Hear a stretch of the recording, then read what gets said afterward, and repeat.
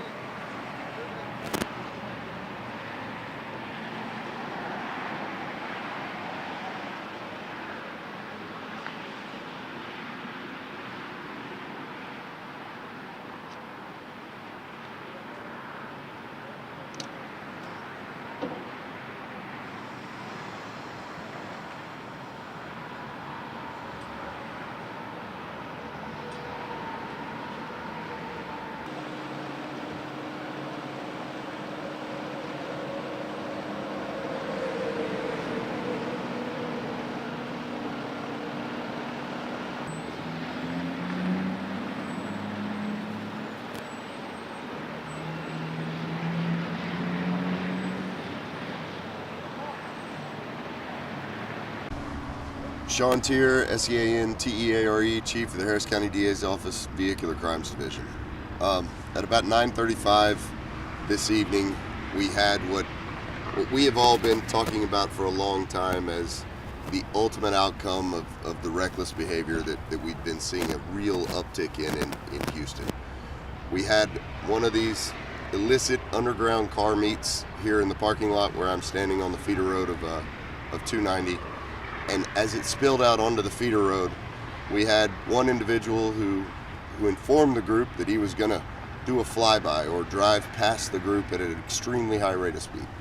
He did so. He collided into another car who wasn't participating, and as doing that, he and the other car skidded out into both sides of the feeder road. They struck at least 3 pedestrians very seriously. One of those pedestrians is deceased here at the scene. 2 were transported by Lifelight with very life-threatening conditions. We're monitoring those really minute by minute to see if they do pull through.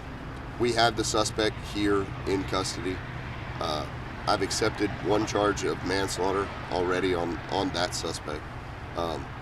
As the other 2 seriously injured individuals progress, if any of them pass, then obviously another manslaughter charge for each of them will be forthcoming. If they pull through and survive, as we all hope they do, he will still face 2 other charges of reckless aggravated assault with a deadly weapon, in this case a vehicle, for each of those. So that's the briefing. But as I said in the open, this is the ultimate outcome. We've all known it for a long time. Sheriff Gonzalez was had a lot of foresight in putting together a task force specifically to go after these type of individuals who take over intersections, who go forward and take over our streets and parking lots, and not only put themselves in danger, but put the people who come to watch it in danger. And that's exactly what we saw here tonight. These individuals that are deceased or in grave condition were here voluntarily to watch these type of actions with cars. But it doesn't mean that they needed to die. We've got to stop this. And so because of the sheriff's task force and our close work with it, we're re-upping our efforts after this. We're going forward even more. In the last 3 days, the Sheriff's Department alone has arrested a number of these individuals directly through the task force. We've accepted those charges and we're going to prosecute those cases. But going forward, we're going to work even harder to try to get the message out through the media, through social media, and actually through arrests and seizures of cars. This is not acceptable. I can't tell you how many citizens that I hear from on a daily basis that are tired of this. They're tired of driving on the roads and seeing it. They're tired of being small business owners and having their parking lots destroyed by this activity. It's rampant and it's got to stop. So this is the latest and the worst update that we have on this, but we all know that it's going on, and we're going to stop it one way or another. Could you describe the suspect? His age? Yeah, he's an adult male. I believe he's in his 30s. Yeah, as I said, he's in custody right now. The investigation is obviously in its infancy. We're still doing a lot of things. As most of you likely know, there have been videos of this that have already been out in social media, and anyone that was here, anyone that has videos of this, they're encouraged to contact the sheriff's department. Let us see them. Let us see the raw footage. One way or another, we're going to get it from you. If you're posting it online, we're gonna come find it. It'd be much easier for everyone if you're cooperative and give us some footage. We've got a number of angles of this crash already. We want to see every one. But at the end of the day, we also have to go with the evidence that we have on the ground. We've got to take all the evidence from the cars. I can't even begin to tell you how many pictures we're going to take right now, how many measurements down to the millimeter we're going to take. We're going to know exactly what happened, even without the videos. But when you have it all, it paints the picture. And eventually, we've got to paint the picture to the community and to the underground racing community and to the street takeover community that this is it. We're done. There is no more safe haven. You're going to jail, you're losing your cars. And if you do something like you did, like we saw here tonight, you're going to prison for a long, long time. Can you describe the victims, the ages and everything? The victim who's deceased here, the medical examiner just arrived on scene. We really don't have much information on that. What little information we have on the two surviving victims are that they apparently are juveniles, teens. So that's about all we have. We don't really even have sexies yet. So we've got juveniles, we believe they're teenagers that were life-flighted, and we don't know yet anything about the deceased individual, and we won't until the medical examiner finishes their investigation. What do we know about the other car that was on the roadway? So it's a Chevy Malibu. Neither of the passengers, there was a driver and a passenger. Neither of them were seriously injured. The driver was transported more for precautionary than for anything serious, but was transported to the hospital. Indications are that they were coming out of this parking lot. We don't yet know whether or not they were a part of this meetup, or, as you can see, this parking lot hosts a number of other businesses as well. So we don't know what their role was in this, but they were not participating in the flyby with this individual going at what we believe is over 100 miles an hour at impact. How would you describe your reaction to seeing the videos? Just, sadly, not surprised. I've seen so many of these, so many near misses, so many that could have been catastrophic like this one, that it's just, it's unacceptable. It makes me angry, but not surprised. Thanks, Sean. All right, guys. Thank y'all. My name is Paige. And Paige, what's your last name? I'm Monivong. How do you spell that? IMMANIVONG. And Paige, Paige? Yes. Okay, so where are we? And kind of talk about what you saw today. So we're at K1 Speed off of 290. We were at a car meet here earlier tonight, and so basically I was standing over here in front of this for lease sign with my boyfriend and some friends, and we were just watching all the cars exiting, kind of just driving by, and the yellow Camaro, well, we had heard the crash, we turned, I saw the yellow Camaro literally like kind of fly in the air a little bit, and then he was sliding against the wall is kind of what it looked like at the time, and he was kind of just sliding that way. down the street. And then once everyone had moved away from this area over here, once they moved back, we saw the Malibu kind of coming towards us, and then we dipped out of the way, dipped backwards. But there was a lot of people, so it was kind of hard to run away, but we tried to go. So essentially where you were standing was where the pedestrians had gotten struck. Yeah, so they were actually just on the other side of the sign for me. So just the other side of the sign, so you mean like 5 feet? Yeah, I would say probably a little bit, around 5 feet, maybe a little bit more than that. So I mean, you're talking that car could have hit you. Yeah, if we were actually, my boyfriend and I were actually standing on the corner of the curb earlier tonight, not directly on the curb and in the street, but in the grass on that corner of the curb. And if we were still standing there, we definitely would have gotten hit by the car. How do you feel about what you saw, what you experienced? Definitely a little shooken up. Never been in this situation before, but I know that, you know, I needed to remain calm. I'm one of the ones who I know there's a few people who called 911. I was one of the ones who called 911. I was actually standing over the deceased whenever I was on the phone with them. I was telling them what was going on.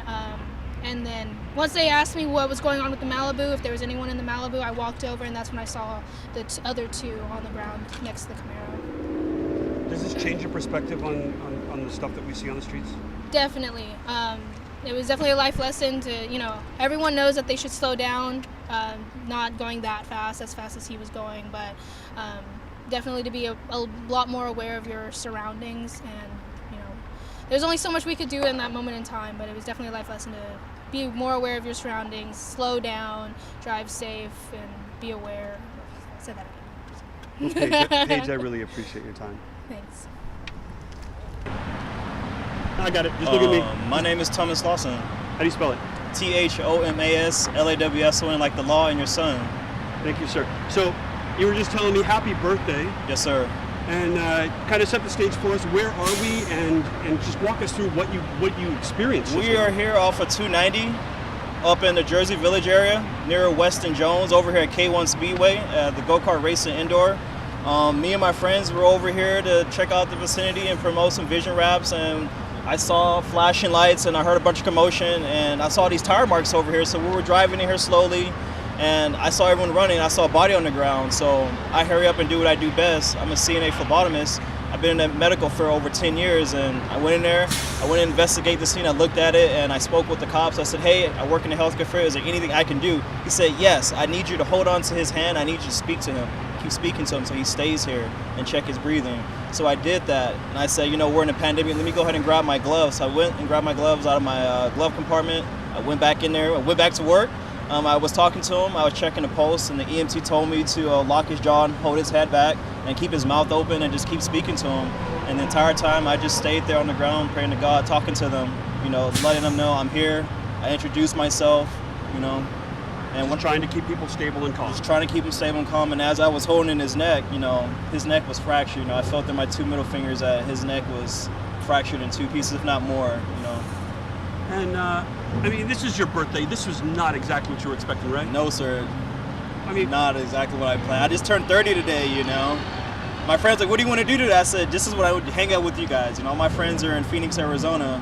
You know, I want to go out here and hang out with you guys, and we come here and this happens, you know. and so were you coming to K1 Speed to go ride go-karts, or were you just going to hang out, or what? Actually, yes, because K1 Speedway does offer a free game on your birthday, a free run on your birthday. Free lap is what they call it, you know. It's a buy one, get one free.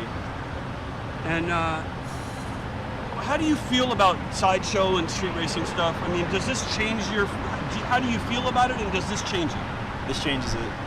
This changes it by a lot. I mean, street racing is bad. I mean, there should be a designated area where we can do things like this, but, you know, the spectating, you know, it's very dangerous, you know, and when these guys are flying up and down the road like this.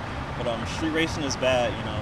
We should come together and, you know, be able to park our cars and just, you know, mingle with other car enthusiasts and not, you know, drive wild and burnouts, you know, because stuff like that ruins it when we're trying to do stuff for the community and do stuff, build businesses, and we can't because people are street racing, burning out, doing ridiculous, immature stuff. You know, I'm hearing potentially that the driver, that the initial impact was caused by somebody moving at possibly 100 to 150 miles an hour on this feeder road. Possibly 140, 150. I mean, how does that make you feel, knowing that somebody from potentially from one of the clubs that you might know might have been doing something like that on feeder roads that have a speed limit of 45 miles an hour at best? I don't know, just set them down to the side. But like, this is something we don't represent that. We just wrap cars. We're a custom car club. You know, we don't street race. I know, but this behavior speaks for the industry in general. In general, so yes, sir. How does that make you feel? Sad. You know, it really does. Because when people do stuff in the name of stuff that I love, it makes my stomach spin and it angers me. Does it make your blood boil? Does it hit you that hard when you see stuff like this? It hits me emotionally because I had to get off work and enjoy my birthday, but I'm going back into the field because, you know, some knucklehead wants to street race, and now he injured 2 young kids, and now we got a DOA on site. Someone's dead because of this, you know, this poorly decision making, you know, by this individual. It's really sad, you know. Well, first and foremost, thank you so much for what you did for this Yeah. kid. And happy birthday. Thank you, man. And let me get your name once again. Thomas James Lawson Jr. Thank you very much. Thank you.